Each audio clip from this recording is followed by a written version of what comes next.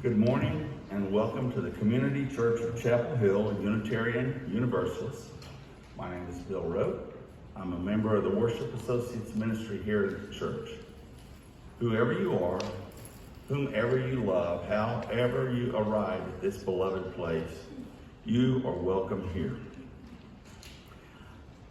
In standing with our desire to be an inclusive community, this side of the church, we're able to sit wherever you'd like. Over here, please remember there are places with blue tape where we ask you not to sit so that people can be separate during this COVID time. We have a gathering out in our courtyard after the service for coffee hour. Out here in the courtyard is mask optional.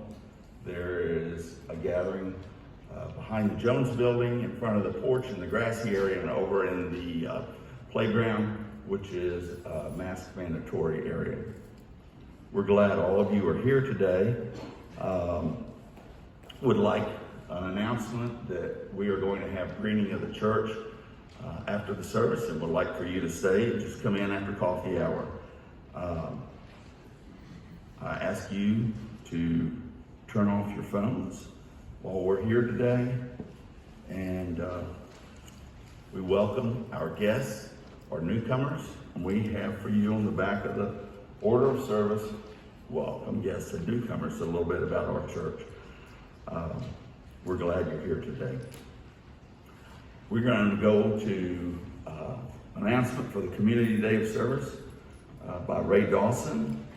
And immediately following that, we'd like you to stand and join us in our opening hymn, number 389. Thank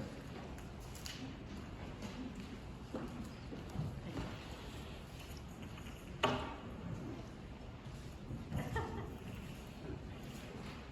Let's see. We're here to let you know about our church's annual day of service. Guess what? It's back for 2022. Save the date, March 5th. That's the day we're going to go out into our community and do volunteer projects. Projects like cleaning Charles' house, packaging treats for Meals on Wheels, helping clean parks in our community. We hope you can join the team. Speaking of the team, I'm Yogi Berra, as you can no doubt tell. And my team is here with me, as you can see. We're going to throw the ball around the horn as I explain the details of our March 5th day of service. At shortstop, we have Babe Ruth. Heads up, Babe. Here it comes.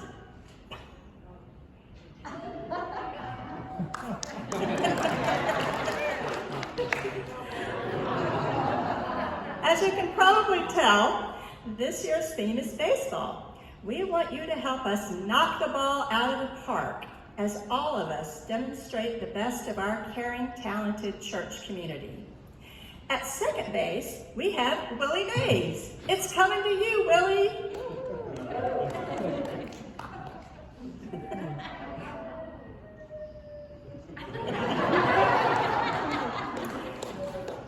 Got a great idea for a community service project?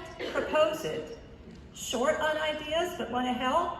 Watch the weekly and monthly newsletter for projects that you can participate in. By the end of December, we'll have sign-up tables during coffee hour and Sign-Up Genius ready for your online sign-up. Okay, Willie, let's bring it home.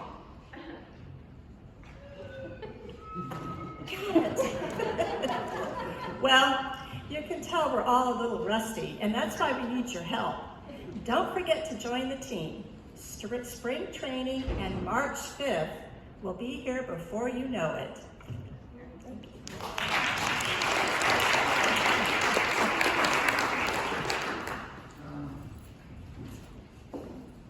Once again, please join in our opening hymn, number 389.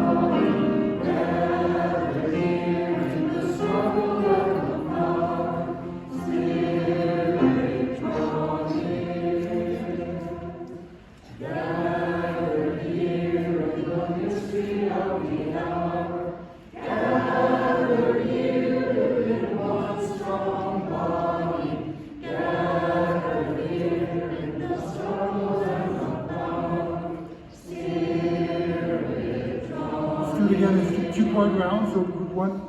Gather here in the mystery of the hour. Gather here in the voice of God. Gather here in the struggles of the power. Let's try four parts this time. Four parts. Gather here in the mystery of the hour.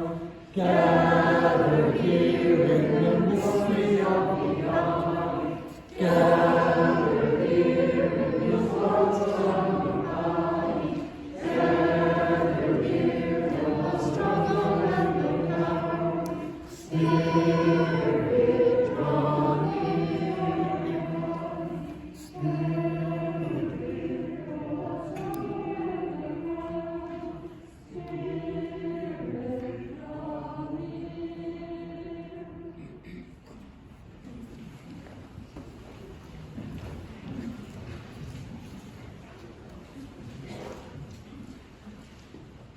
Before I read the call to worship, I'd like to say that when we get our monthly newsletter or our weekly announcements, I like to look at the blurb and the title for the sermons and contemplate where I would think they would go. And these are my thoughts from my own experience of today's title on Unknowing God. I grew up being taught a Protestant and Presbyterian concept of God. Very likely anyone here who has grown up in a Protestant household had the same basic beliefs as myself. About 15 years ago, my concept of God came into question. I began questioning many ideas I had grown up with. The nearest comparison I can give is my own concept of myself. I had grown up with ideas about who I was, what I was able or unable to do. I've gone through many transitions in the past 15 to 20 years, some rapidly, some trudgingly slow. The process was learning about things I believed were true, which I found out were not. Believing I was one thing and discovering later I was something or had the potential to be something I had not earlier believed. I began unknowing myself. I did this with my understanding of God as well. I began to unknow original sin. I began to unknow the Trinity. I began to unknow the need to be redeemed from my fallen self. As I began to unknow that God, the God of science, mystery, and nature, became more real to me. The God of sitting quietly and giving attention to the breath became more present. Unknowing God in my life is allowing my understanding to find what is truth for me. Join me in the path of unknowing God and growing spiritually in our search for truth. Come, let us worship together. Now, if you would join me in reading the words for the Chalice Lighting, which are on the front page of your order of service as Tom lights the chalice. We receive fragments of holiness, glimpses of eternity, brief moments of insight. Let us gather them up for the precious gifts that they are, and, renewed by their grace, move boldly into the unknown.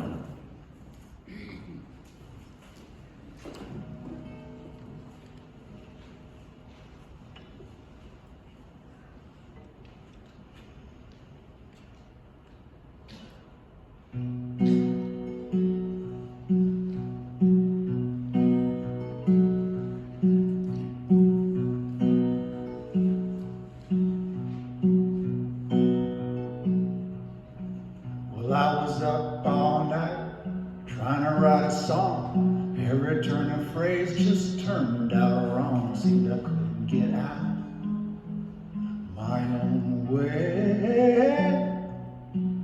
So I stepped out on the back porch to greet the new day.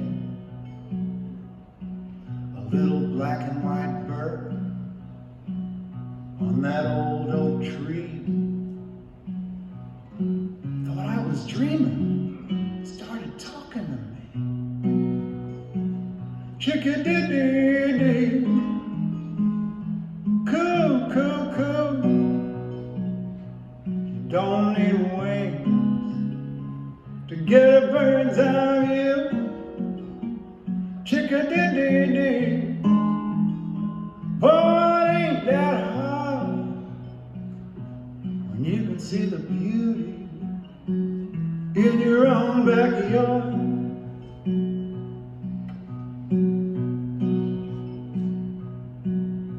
Well, then I heard a cackle. A crow said, hey, what's with the long face? It's a beautiful day. If you can be still for a moment and let go, maybe you can hear the beauty in the call of a crow. Chick-a-dee-dee-dee, coo, coo, coo. You don't need a wing to get a bird's eye view.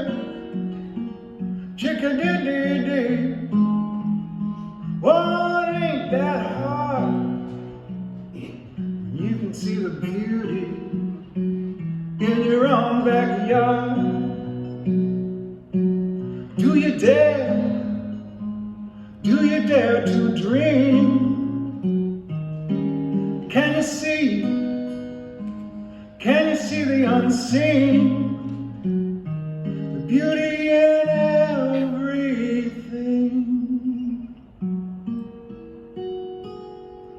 Now the stock market's crashing, don't give a damn. TV's nothing but cougars and spam, but I got a new song I'm gonna sing. It's a natural Nirvana, zippity-doo-dah thing. Chick-a-dee-dee-dee, coo, coo, coo. You don't need wings to get a bird's eye view. Chick-a-dee-dee-dee, what ain't that hard when you can see the beauty in your own backyard? When you can see the beauty in your own backyard. There's a lot of beauty in your own backyard.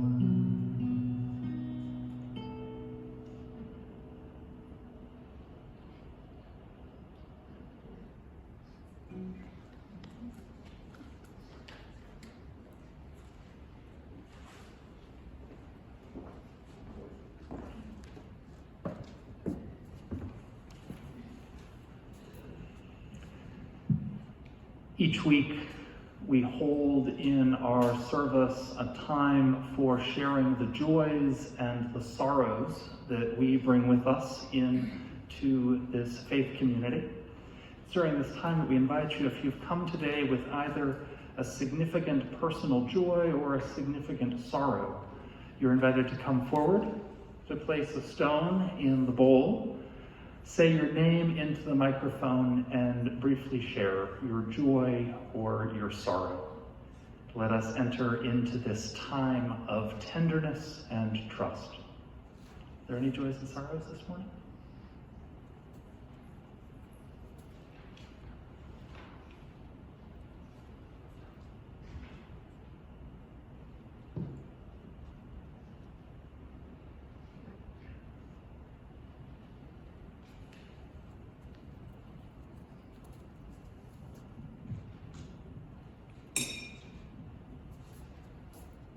My name is Jeannie Jansen, and I just want to appreciate the generosity of my son David, who, after our family Thanksgiving of 13 people, took it upon himself to do all the dishes and all the pots and pans, so that Mother woke up the next morning to a clean kitchen. Wonderful.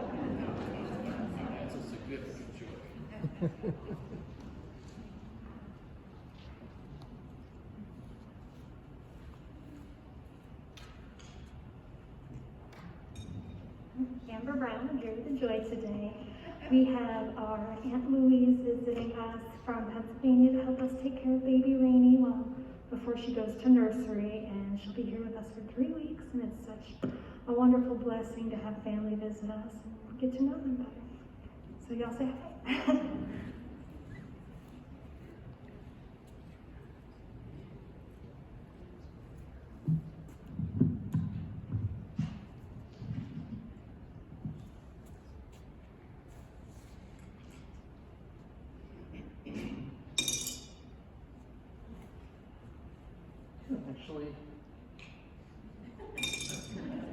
I have actually two stones. One is for a joy, and another is for a sorrow in our congregation. My joy is for a couple of visitors this morning. I think they're over there, John and Nancy Bryant, who are right down front. I missed you all the way back here. And John and Nancy are UUs from Texas and now from Fort Collins, but they were members of the congregation where I did my internship in suburban Dallas, Texas. So I've known them for 20 years, so it brings back lots of memories. And then the second stone is a stone of sorrow that Carol Genovese asked me to place. Carol shares that her sister, Nancy, who had a long journey with metastatic breast cancer, died early on Monday morning and is now resting in peace.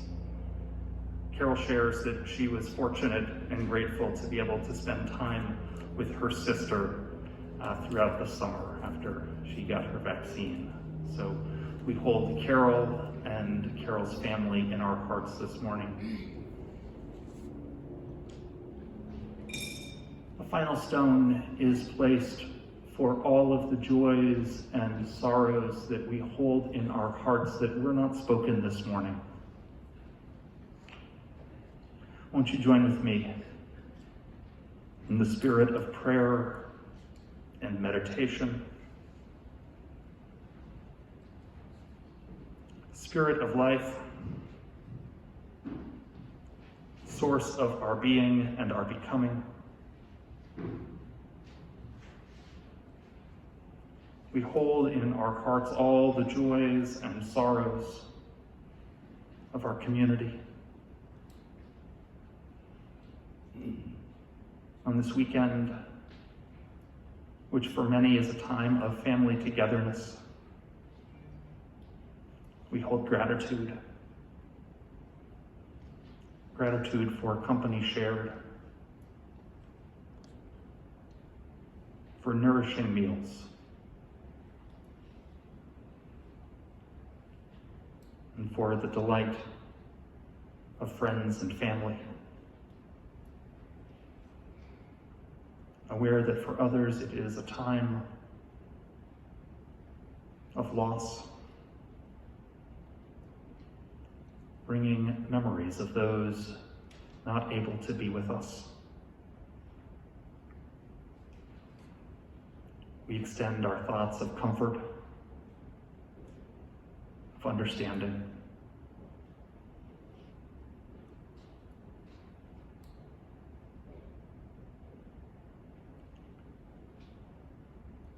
in this mystery of life for which we are grateful.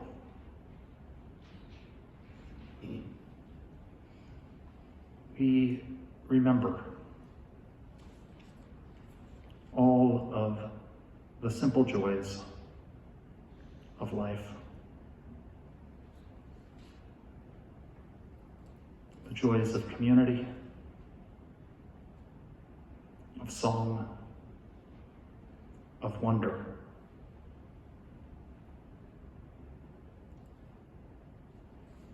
The miracles of living, and of the great unknown, always beyond us. mindful of the joys and sorrows which dwell in our hearts, invite us to hold a few moments of silence together as we listen for that still small voice inside. I invite you to be still with me for a time of silent meditation.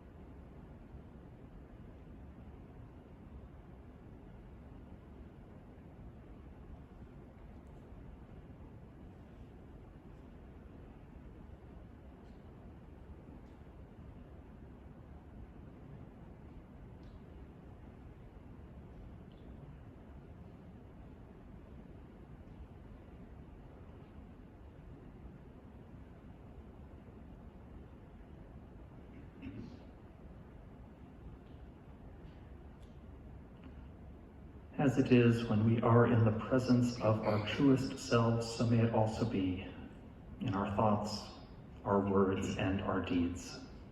Amen. I invite us to sing together our next hymn of the morning. It is another round, number 1009 in your teal hymnal, Meditation on Breathing, and our song leaders will help us sing it together.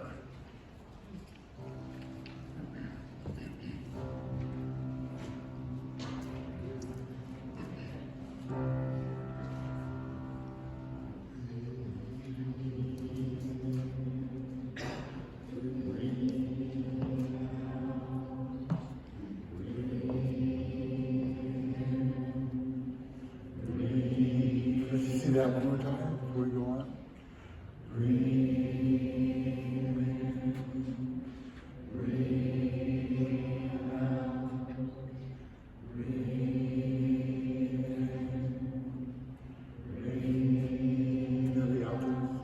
When I breathe in, I breathe in. When I breathe out, I breathe out. When I breathe in, I breathe in peace. When I breathe out, I breathe out. When I breathe in, I breathe in. When I breathe out, I breathe out. When I breathe in, I breathe in peace. When I breathe out, I breathe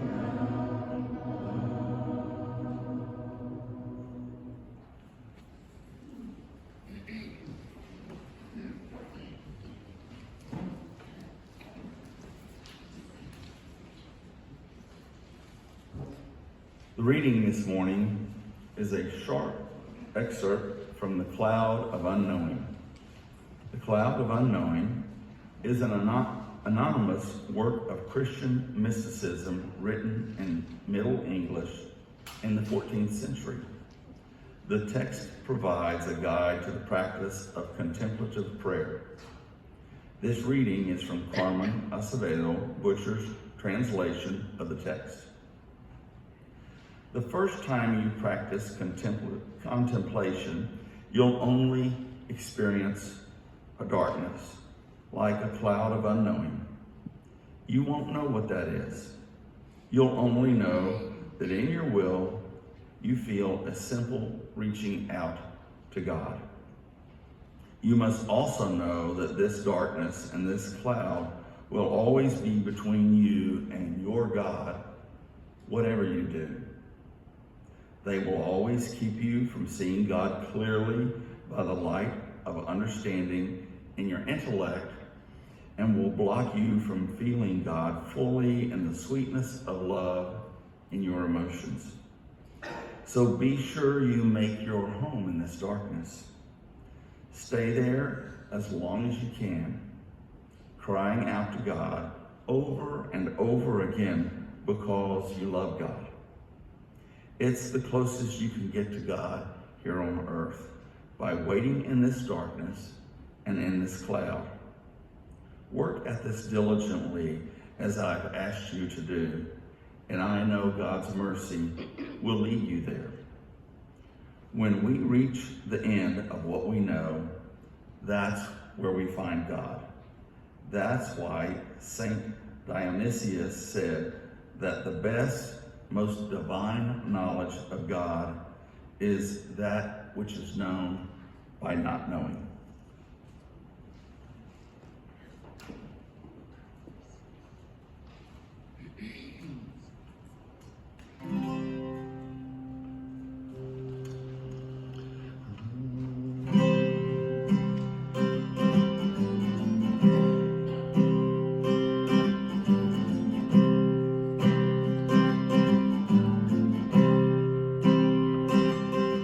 Up and down, crawling under my bed to hide. I've been so high, cracked my head open on the sky. These cards that I've been dealt made me tough, but I wanna hold a handful of jokers when God calls my bluff. So let me die laughing, let me die happy, knowing life was good and I did what I could. Let me die laughing.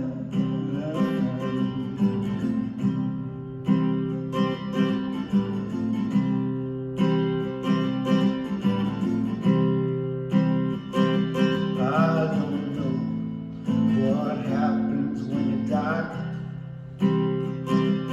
but I do know one day it'll be my time. Yeah, I cried, fought, loved without regret. It's this fear of an empty life, much deeper than my fear of death. So let me die laughing, let me die happy, knowing life was good and I did what I could. Let me die laughing.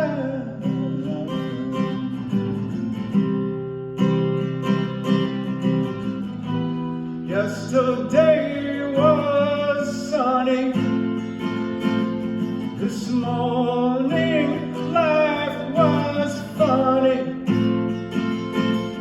but even when it's not, I've learned to love this life I got. So let me die laughing, let me die happy, knowing life was good, I did what I could, maybe not always what I should. Let me die laughing,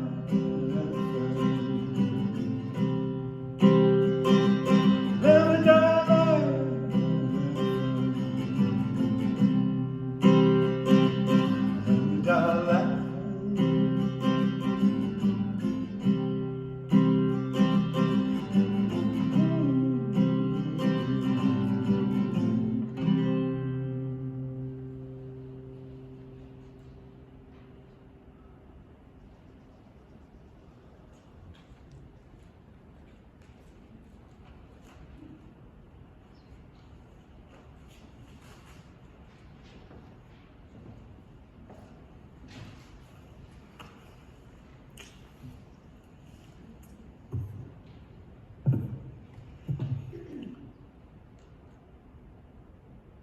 Think of that closing line from the reading which Bill gave. The highest knowledge of God is that which can only be known through unknowing.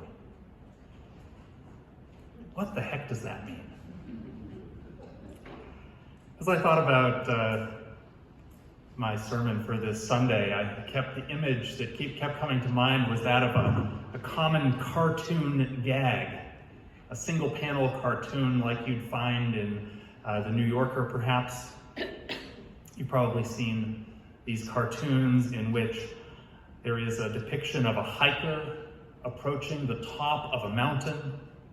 We can tell that the climb has been long and arduous. Perhaps the hiker is drawn looking fatigued, unkempt, well-worn from the journey. And there at the top of the mountain sits a wisdom figure, usually drawn with a long beard and a monastic robe. That's how we know that they're a wisdom figure, I guess. And the hiker is not just a hiker, the hiker is a pilgrim, right? A spiritual seeker, a searcher, in search of truth, in search of meaning, perhaps in search of enlightenment.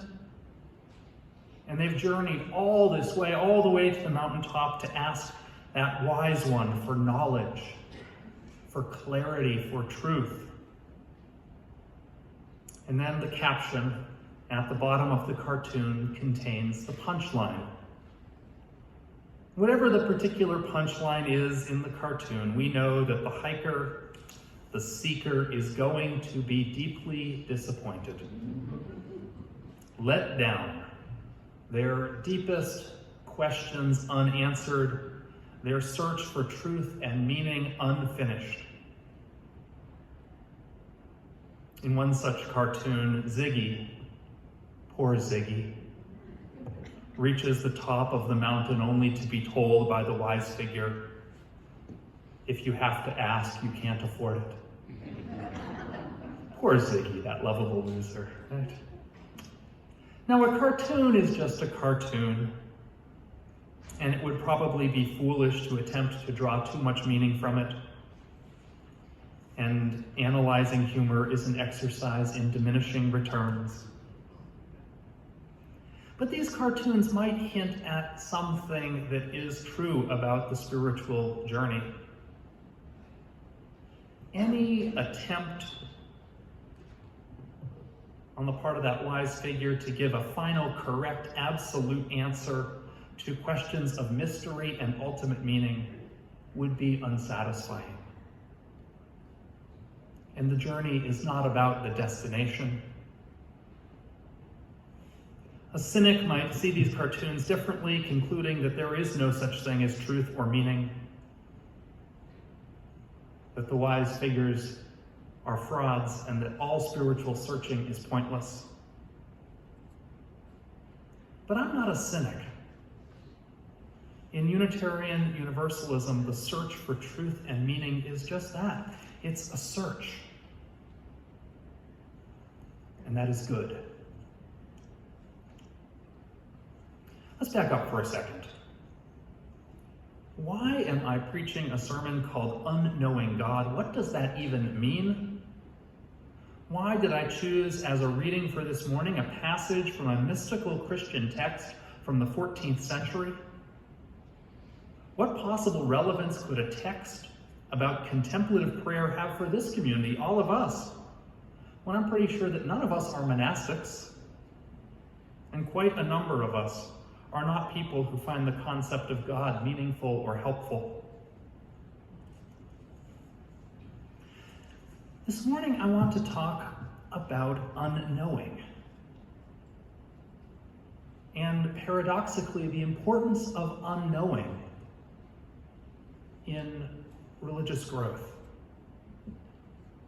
In the book A Chosen Faith, well-known UU minister John Burens offers the following bit of wisdom. He says, "When someone tells me they don't believe in God, I often reply, tell me about the God that you don't believe in, because chances are I don't believe in that God either." And in the last book he wrote before he died, another well-known UU minister, Forrest Church, seems to double down on this idea, writing, quote, "I say to my congregants, if you believe in God, the best thing you can do for yourself is to suspend your belief for a while, because undoubtedly your God is too small and you must grow beyond that God. And on the other hand, if you don't believe in God, your very disbelief is a stumbling block. Kick it away, and place your faith in something more ennobling than disbelief." It's such striking advice, isn't it? Go home from church and say, "My minister told me to stop believing in God." But he's not just saying this to be contrarian and difficult and a jerk. What they seem to be writing, what appearance in church seem to be describing, is this path of religious unknowing. Religious unknowing, far from being a kind of non-belief, is actually a deeper way of believing. In his call to worship at the beginning of the service, which I loved so much, Bill described his own path of growth through unknowing, challenging ideas about himself and challenging ideas about God. And that act of challenging was necessary to lead towards a more expansive view of the self and a more expansive view of God. The same thing often happens in our youth religious education programs. I think in particular of our 9th grade coming of age program. If you've ever been a mentor to a 9th grader, or if you've ever been a parent to one, or if you've listened to them as they've stood in the pulpit and given their credos, you're probably familiar with this kind of religious unknowing. Tell me about the God you don't believe in. And the thing is, instead of being a kind of rejection, this unknowing is actually a developmentally appropriate step towards spiritual growth. It's necessary for larger religious ideas to break through. As I was in the throes of writing this sermon, I reached out to a few of my minister friends to ask their thoughts.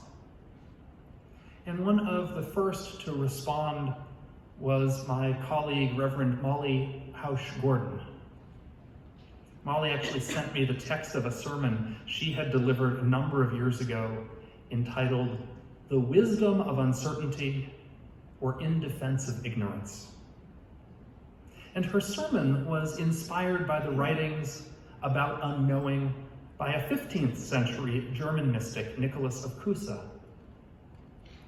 Molly's sermon made me say to myself, among other things, okay, so maybe this topic is not as weird or as far out there as I thought. Maybe I am in good company here. Molly explains unknowing with the help of a contemporary theologian, Catherine Keller, who writes about the difference between willful ignorance and mindful ignorance. Willful unknowing and mindful unknowing. I want to read an excerpt from Molly's sermon explaining this distinction. Willful ignorance, willful unknowing, which I might add is so common in our world, is an ignorance oblivious to itself. It emerges as the opposite of learned ignorance, that learning that knows its own ignorance and therefore does not cease to learn. Willful ignorance serves to obfuscate or mystify on behalf of some desired absolute. It holds facts to be true in spite of proof to their contrary. It ignores all it does not know. But mindful ignorance, on the other hand, minds all it does not know.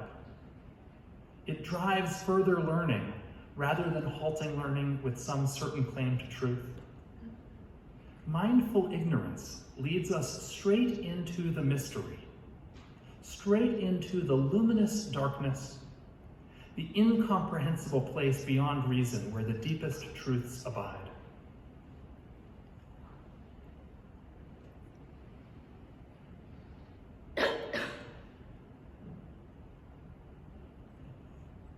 In the mystical tradition, which is fascinating to me, texts like Nicholas of Cusa and Julian of Norwich and the Cloud of Unknowing that Bill read from, there is this idea that there is always a cloud of unknowing that envelops us, even as we seek and search after God and pour our hearts and our souls and our minds and our spirits into this effort of discovery. And far from being cynical or pessimistic, there's actually a beauty in there, a beauty of being able and willing to sit in that darkness of unknowing, to feel at home in that cloud.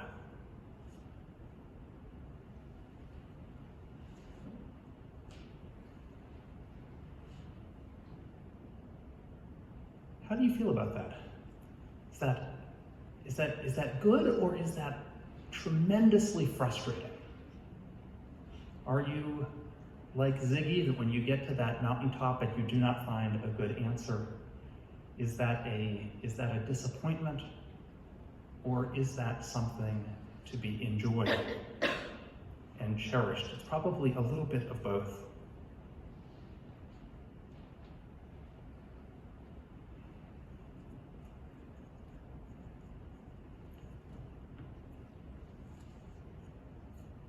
This is now my 8th fall with you all, and I have been known to joke that I really only have 2 sermons for the holiday season.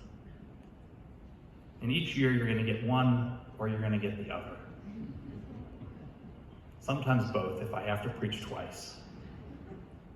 The first one is the one that I'm not giving this morning. It's the political holiday sermon. And no, political is not a dirty word.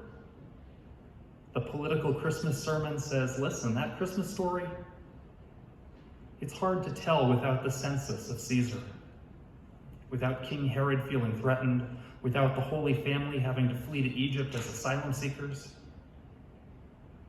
The political Christmas sermon tells the story of an occupied people living under empire.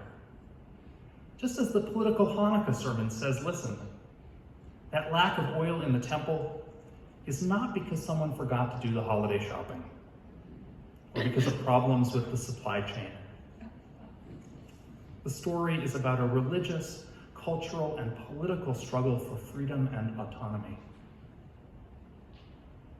That's my one holiday sermon. My other holiday sermon, which is the one that I'm giving, says that we should delight in mystery and wonder and miracle and uncertainty and unknowing. This morning in the Christian tradition is the first Sunday of Advent. Now, Unitarian Universalism is not big on liturgical seasons, and our culture really isn't big on liturgical seasons either. Advent is not supposed to be a busy, materialistic and consumerist time, but our culture is not good at being other than that. Advent instead is a countercultural time, a time of watchful waiting that leans into darkness, embraces mystery, feels at home in that cloud. This evening is the first night of Hanukkah, the Jewish holiday which celebrates a miracle in the rededicated temple. There is poetry and mysterious power in that oil lamp that stays lit for 8 days. reminding us that there are greater resources of joy, greater resources of hope, greater resources of strength available to us, even in the midst of hardship and difficulty. One of my favorite readings for this season comes from UU minister Richard Gilbert. He offers these instructions for this season. Let us learn to play with life, at least for a time, for now we seem to work too hard at it. Let us learn to sing when we've only spoken. Let us learn to enjoy the cadences of poetry. Let us make room for fancy while we give fact a rest. Let us play for a time in the fields of myth and legend, for news and facts to make it will always be there. Let us sample the whimsical words of the poets more than the studied works of scholars. Let our thoughts roam in the realms of imagination, rather than linger in quagmires of reality.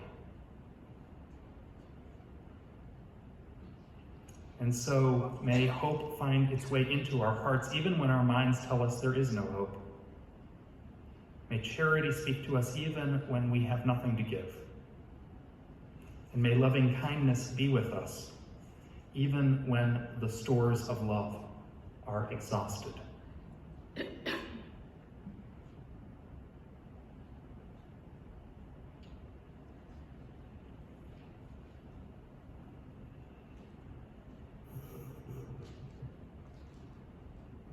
There's a spiritual tradition which embraces the mystery, embraces the unknowing, embraces that mindful ignorance, that idea that there is more outside of my own brain, more outside of my own mind, more outside of my own senses than I am aware of. It holds an awareness for what we do not know.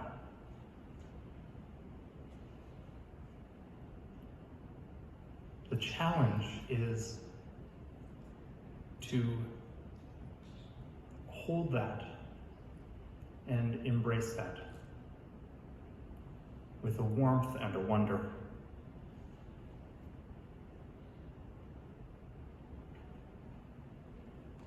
It is only through unknowing God that we open the space for more growth, for more wonder, for more love and more light. And our closing hymn this morning is one of hymns that speaks, I think, to this wonder, or at least the tune makes me think of this wonder. It's an Advent hymn, number 225, O come, Emmanuel. And prior to the greening, which will commence shortly after the service, I invite us to rise in body or in spirit and to sing our closing hymn of the morning. And I should just say before we do the greening is not going to start right away. I think we're going to give some time for the worship associates and a couple others to kind of bring out the greens and the garlands. We can enjoy some coffee and some conversation, and then make our way back in here to decorate and deck the halls. Let us sing together number 225.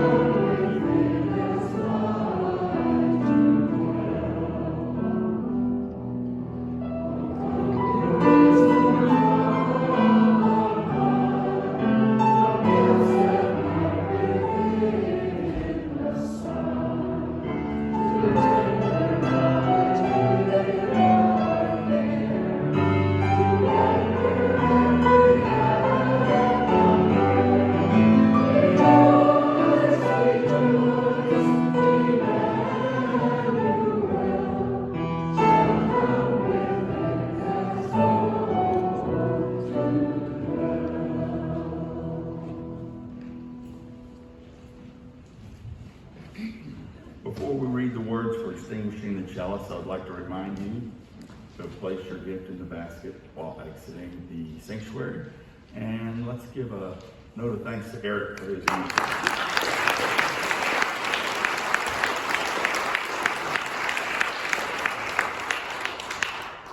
Please join me in reading the words for Extinguishing the Chalice. We extinguish this flame, but not the light of truth, the warmth of community, or the fire of commitment. These we carry in our hearts until we are together again. And once again, as a community of inclusiveness, if you want to hold hands singing Shalom, put your hands by your side. If you prefer not, you can just cross your arms.